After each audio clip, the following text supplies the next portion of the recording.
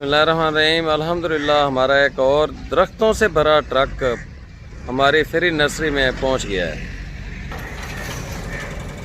ये जी पत्तों से हमारा ये ट्रक आया है और इसमें दरख्त हैं, पौधे नहीं हैं, दरख्त हैं। उन्हें लेकर ये पाकपतन के अंदर पहुंच गया है।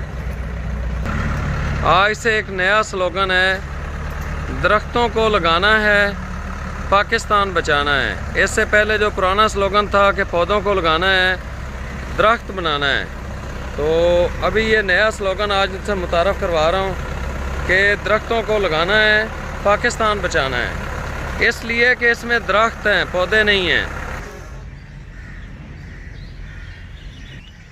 हम इस वक्त तक 14 लाख से ज़्यादा पौधों की प्लांटेशन कर चुके हैं और अभी पाकिस्तान रेलवे की तारीख़ की सबसे बड़ी जो शजरकारी होने जा रही है, जिसमें लाहौर से कराची तक तमाम रेलवे स्टेशन पर शजरकारी की जा रही है।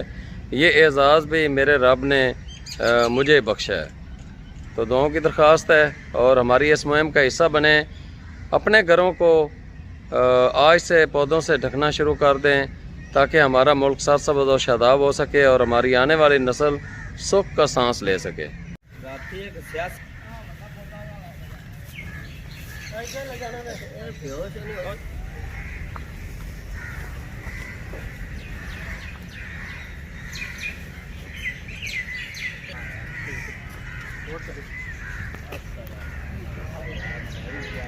फ़ायदा है।